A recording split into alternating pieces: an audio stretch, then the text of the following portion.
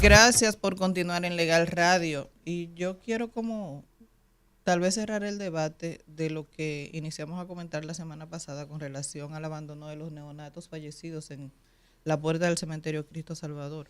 Porque es que yo no concibo todavía una configuración legal para la actuación de estas dos personas, de el chofer y el sepulturero o zacateca, como le llamamos aquí. Entonces, esa es una de las condiciones para que se imponga una medida de coerción, dentro de ella la más gravosa. Y como recuerdan, discutimos aquí en el programa anterior, que a quien le fija la ley una responsabilidad es al Estado a través del Ministerio de Salud Pública, el hospital también, la dirección del hospital, donde se dice inclusive que las autopsias son obligatorias, que debe existir un protocolo o un control para asentar los hechos jurídicos, porque esto es un hecho jurídico, y aquí quiero hacer un paréntesis, que es diferente a un acto jurídico. Un acto jurídico es cuando usted se casó, se divorcia, usted lo decidió y eso tiene que contar en un acta. Un hecho jurídico es cuando usted nace o muere, usted no lo decidió ninguna de las dos y eso también tiene que contar en un acta. Entonces la muerte es un hecho jurídico y ese hecho jurídico, el asentamiento está a cargo de la Junta Central Electoral a partir de la información que le pueda brindar el centro hospitalario en este caso. Establecíamos también que la funeraria se dedica a una actividad económica privada, pero que por lo que maneja su producto, su objeto comercial son cuerpos, debe también tener una regulación o una vigilancia cercana por parte del Estado. Entonces, la ley realmente, desde mi óptica, ustedes me corregirán, no veo en modo alguno cómo se puede subsumir, cómo yo encajo el hecho de que este señor no se apareciera a enterrar esos 6 niños en un tipo penal. No quiero decir que no estoy de acuerdo, es una responsabilidad de marca mayor y tal vez pudiera dar lugar a otros tipos de responsabilidades, pero hasta ahí, en ese momento, la penal yo no la veo. Lo que pasa es, ya antes que tal vez Manzano y Edison emitan sus comentarios, aquí hay una falta de regulación en ese ámbito. Aquí lo que es la necroética y el trato o la dignidad póstuma, ¿verdad? El trato digno al cadáver, eso no está regulado aquí en el país. No existe la suficiente conciencia todavía para esos fines y yo creo que es una oportunidad para legislar. Sí, o para regular, porque aquí ni siquiera Regular. se está necesitando una legislación. Señores, yo lo decía, es que es un tema de dignidad, de buen nombre, aun cuando se traspasen la barrera de la vida. ¿Y cómo se concreta esto? Con una sepultura digna, un trato digno a ese cuerpo.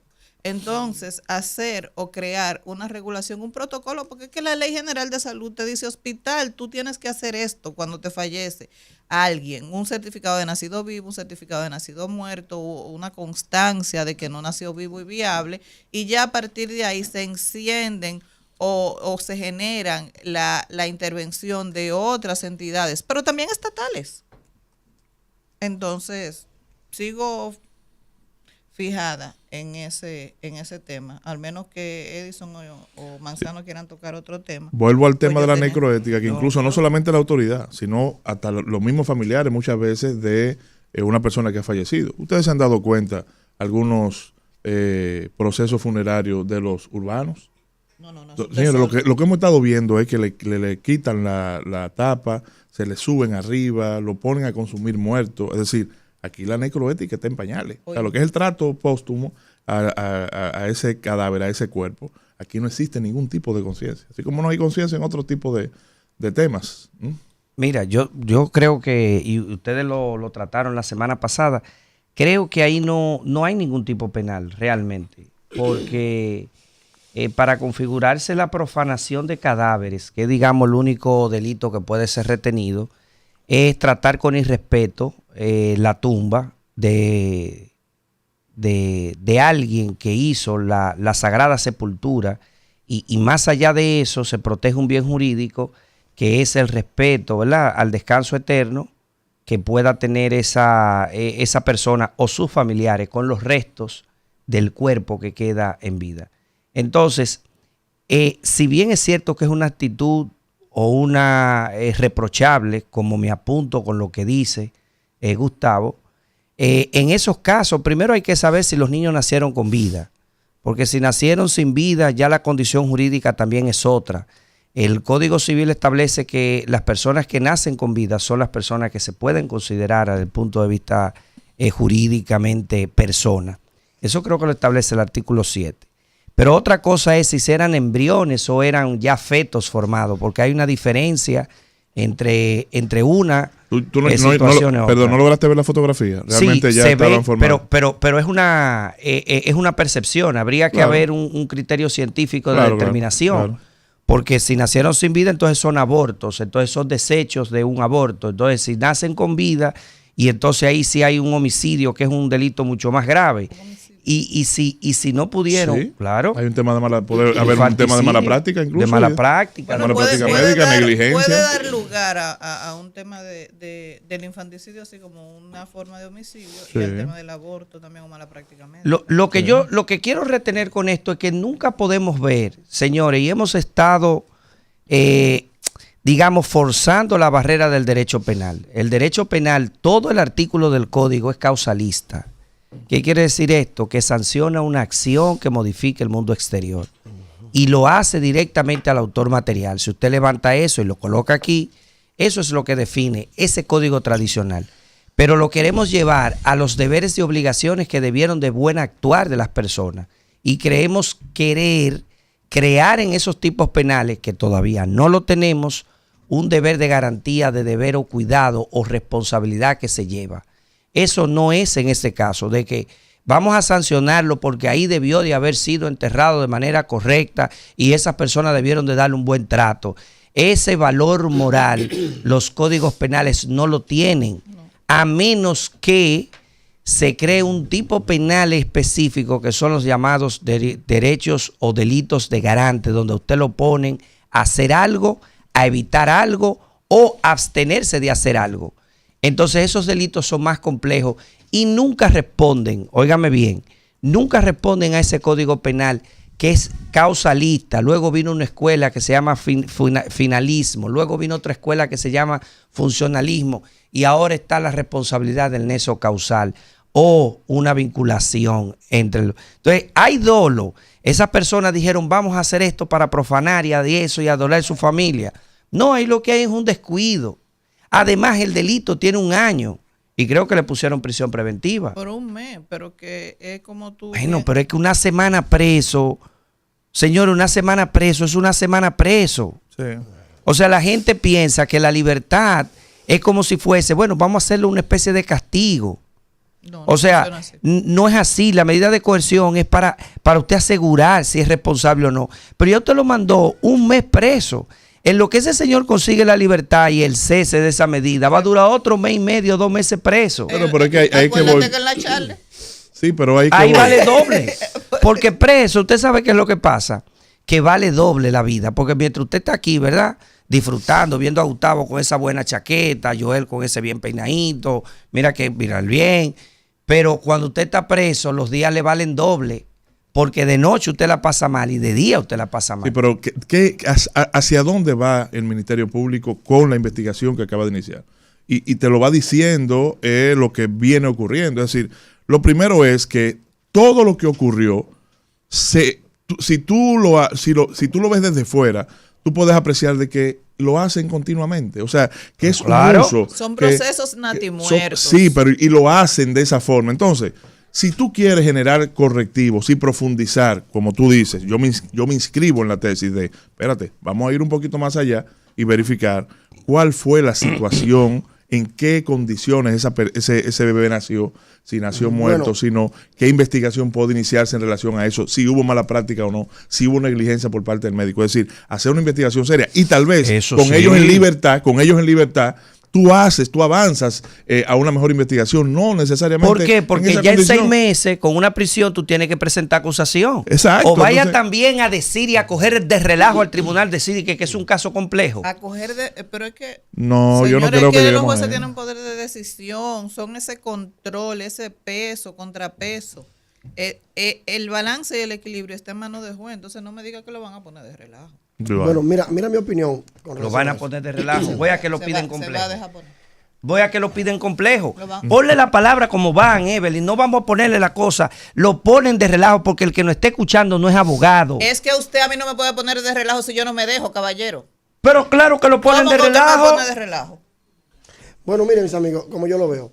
Lo primero que el principio de legalidad establece que el Ministerio Público, el principio original de la persecución penal, que es el principio, al que le llamamos principio de legalidad, realmente es un principio de obligatoriedad de la persecución penal. Ese es el origen de todo esto.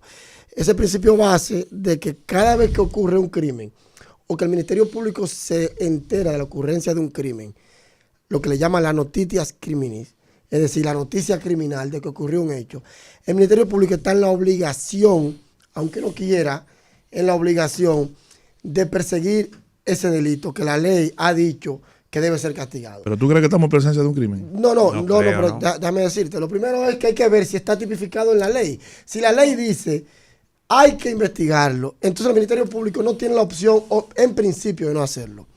Pudiera tener la opción de no hacerlo, pero para ello tendría que acudir a una de las herramientas de disponibilidad u oportunidad que son las que el mismo código le da. O un principio de oportunidad, o que se llama criterio de oportunidad. Pero si no hay delito, eso no es un tipo penal, no está en el catálogo del código, lo va a investigar. No, pero vamos a ver. Sí, para decir que no existe delito. Si me permite, También. ahí voy.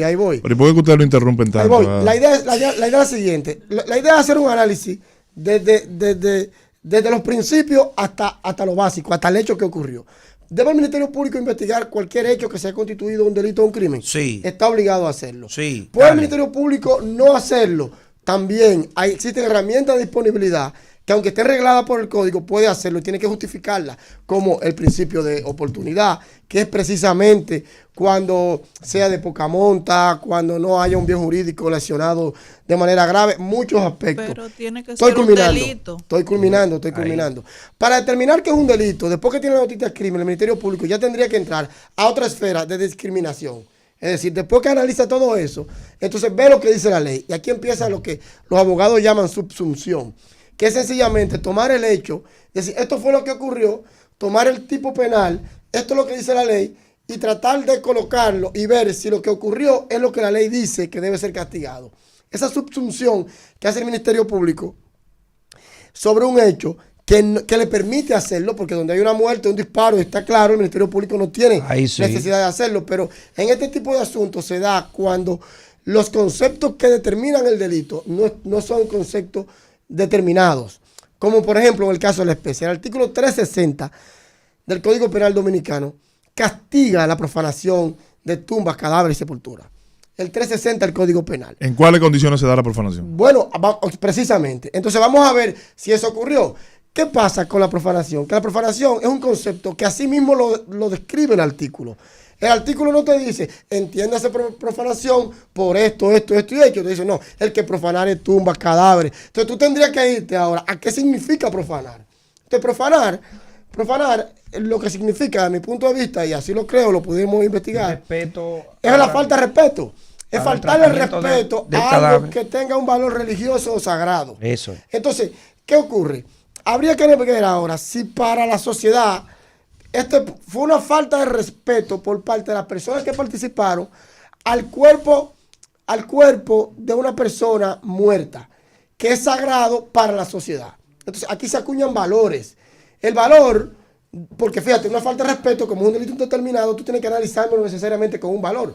Para tú faltarme un respeto, tú tienes que tener el valor de la dignidad, el valor de la libertad, cualquier valor que haya sido lesionado con la actuación de una persona. Y como aquí se habla de asuntos religiosos o sagrados, el cuerpo de un niño para los valores sociales de la República Dominicana debe ser sagrado. Y no de un niño también, de cualquier persona que ha fallecido, porque históricamente lo hemos concebido así. Incluso no fuimos nosotros que lo hicimos. Nosotros le damos un código de 1810, un código francés napoleónico de 1810, donde se entendía en ese momento los valores que conformaban la sociedad, entendían que eso debería respetarse. Y no para los muertos, obviamente, porque el que está muerto está muerto. Es para los vivos, que tú le faltas respeto a la sociedad, a los valores que la sociedad entiende que son correctos o no. Entonces, en base a esa lógica que el Ministerio Público ha dicho, mira, hay una falta de respeto, que es profanación a este cuerpo, que es un objeto sagrado, se pudiera tipificar en el artículo 360 del Código Penal Dominicano. Esa es más o menos la lógica que quiere involucrar. Ahora hay también una acción de medida, pudiera haber una acción de medida, porque ¿qué es lo que dice la ley? La ley castiga de 1 mes a 1 año. Entonces, si tú lo sometes a prisión preventiva por 1 mes, tú le estarías poniendo la pena mínima a imponer. Está bien, porque pudiera coincidir, eso puede coincidir con la prisión preventiva. Pero tú te imaginas que esta persona dure 1 año preso y después se determinen que él no profanó. Porque ya lo otro, después que hacemos esa subsunción, ya lo otro lo resuelve. Es el derecho penal mediante los procesos de imputación objetiva, que tiene que determinar si la conducta de ese señor, aunque esté tipificado el delito, aunque el tipo exista, si la conducta de él puede ser penalmente perseguida basado en varias cosas. Primero, el rol que él tenía. ¿Cuál era su deber? Y por incumplir su rol, ¿de qué manera él colaboró con la profanación? Porque él no fue que tiró los cuerpos ahí, que yo entienda, estoy hablando de Zacatecas. Él no fue que tiró los cuerpos ahí. Entonces, ¿quién lo profanó? ¿Quién faltó el respeto? Entonces tú contabas, porque también en la teoría del rol en materia de derecho penal, tú cuentas con que el otro hará su trabajo. Y mira, o sea, tú dices, si yo me paso en rojo, yo cuento que el otro se va a parar en verde. Eso también, hay un principio en materia de imputación objetiva que se llama el principio de confianza. Si yo paso el rojo a la velocidad que me permite la ley, pensando paso en verde, pensando que el que está en rojo se va a detener. Yo confío en que el otro va a cumplir con la regla. Si el otro incumple la regla, me choca y mi carro entra a una propiedad privada y mata a una persona, obviamente que yo no soy responsable de eso porque yo actúo dentro del principio de confianza y no violé la ley, no tiene nada que imputarse. Entonces, ese análisis que ya es diferente, fíjate, Evelyn, como te venía diciendo, voy de lo general a lo particular, ya es un análisis de imputación donde se ven, además de la teoría del rol, la provisión de regreso, Manzano no puede dar clase de eso y todos nosotros, tú, todos los que estamos aquí. Entonces, vamos descartando uno por uno porque si lo que se hace es un análisis en contrario, tú vas descartando todas las excepciones que te impiden castigar la conducta. Si al final tú la pasas por el sedazo porque es un filtro y aún así sigue siendo imputable, pues será imputable. Y probablemente se quita la imputación penal y tú te quedes con un dolo subjetivo o con una culpa de grado civil. Lo que yo puedo decir es lo siguiente, y eso lo refleja en Latinoamérica el caso Nisman. Cuando ese fiscal, un día antes de denunciar las irregularidades de la presidenta, que iba a decir los vínculos que ella tenía con los grupos palestinos y los grupos terroristas, el tipo aparece con un tiro en la cabeza. ¿Qué hace la fiscal general? La fiscal general, cuando hace el levantamiento de cadáver, se da cuenta que primariamente ahí no había una intervención criminal de tercero, sino que no había forzamiento de las puertas, no había entrada, no había video en el lobby, que entrara una tercera persona, y determinó que primariamente era un suicidio. Al día de hoy, después de todas las indagatorias que hicieron las policías científicas, muy al margen de ese crimen, se mantiene la teoría legal, a pesar de las conspiraciones de que es un suicidio, y no se dio paso a una investigación. Desde que usted me abra una medida de coerción, no hay forma humana de que usted me explique que usted no le está diciendo que hay un crimen. No existe manera de que usted me diga, excúseme. Ya usted le está haciendo una imputación, y como no tenemos juicios de imputación o juicios de probabilidad de causación, es decir, de que usted vaya donde un juez le diga, pero déjame ver si eso es penal o no. A mí me importa lo que el Ministerio Público piense y la teoría que él tenga moral de qué es lo que tenga que hacer. Eso a mí me da lo mismo. Jurídicamente el principio de legalidad es para restringir el poder, y eso se cambió.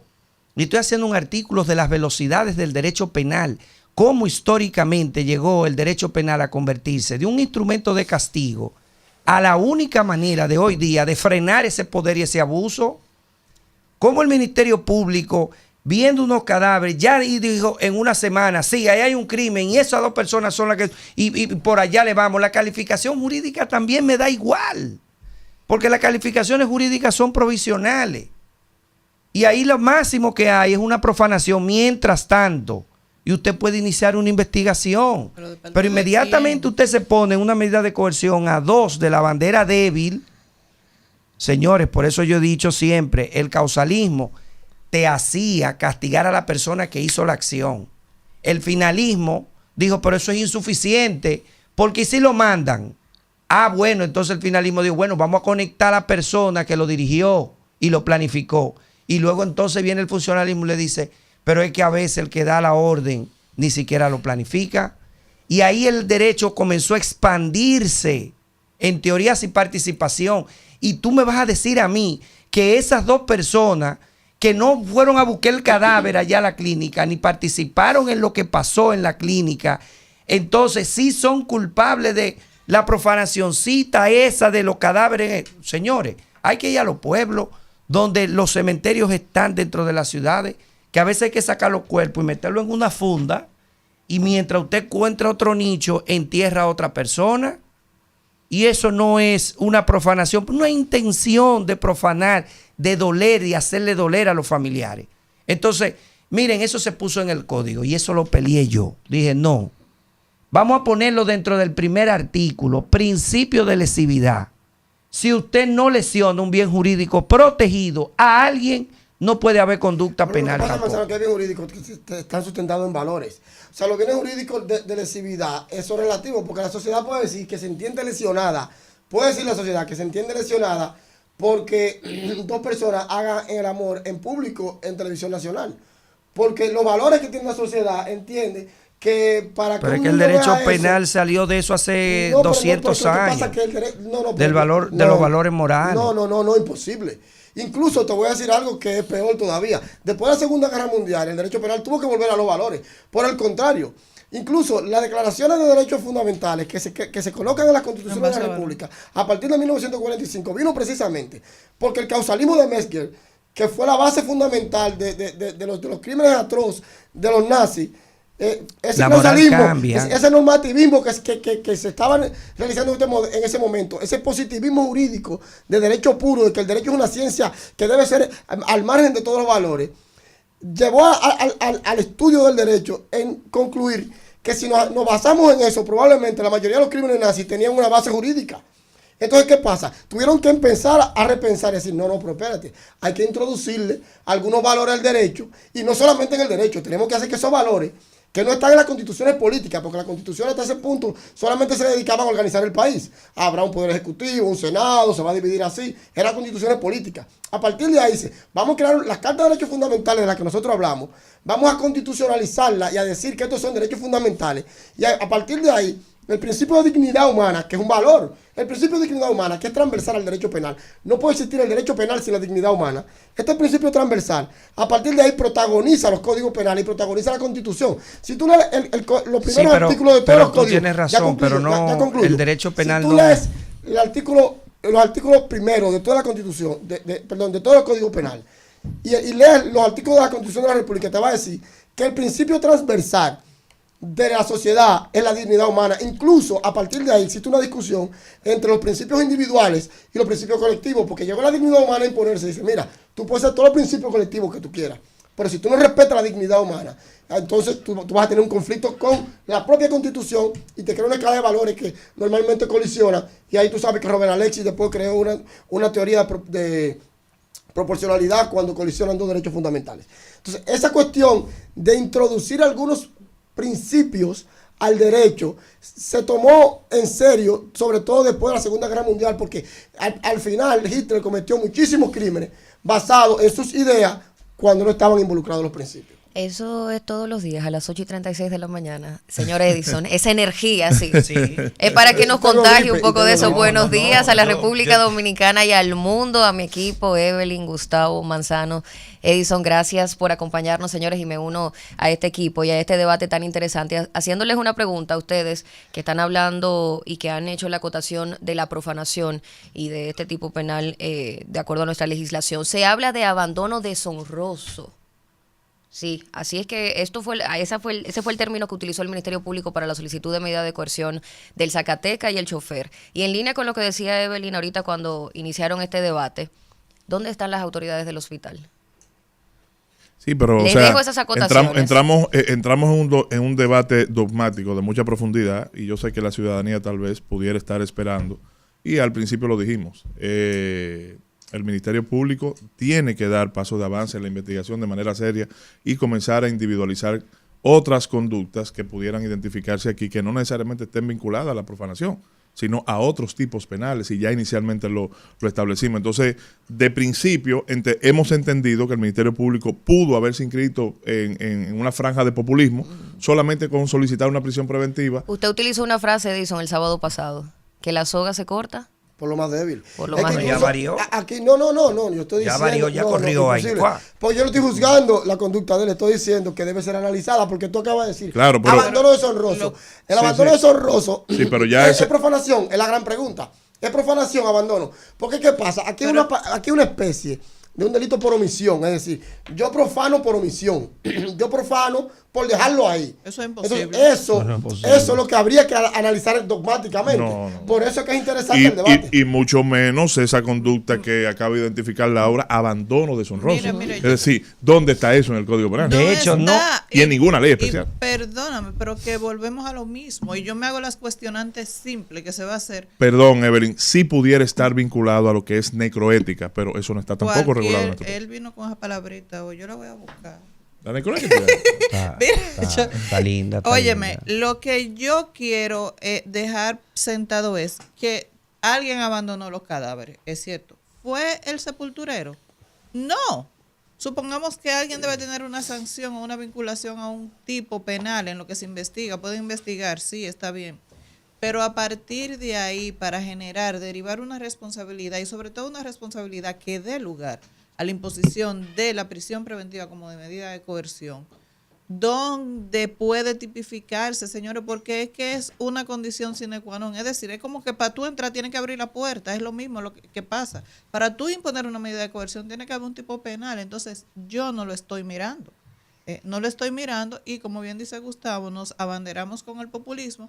Ya tenemos 2 presos, entonces somos exitosos en base a que hay una mayor cantidad de personas presas. Ahorita, a los 6 meses, 7 meses, se determina que estas personas no incurrieron en ninguna de las conductas descritas por nuestra legislación penal y pasa sin pena ni gloria. Se está reaccionando de manera irresponsable, porque ejercer populismo de los hechos. Él sabía que los cadáveres estaban ahí, lo llamaron. O sea, o él debió estar ahí, yo no entiendo. Sí, pero ya hay que ir más allá. Señores, pero vamos, en lo que llega nuestra Por eso me estaba bebiendo. Sí, pero ya, salgamos un poquito en lo de lo que llega que... nuestra invitada, yo quiero que Gustavo me hable de Tecachi.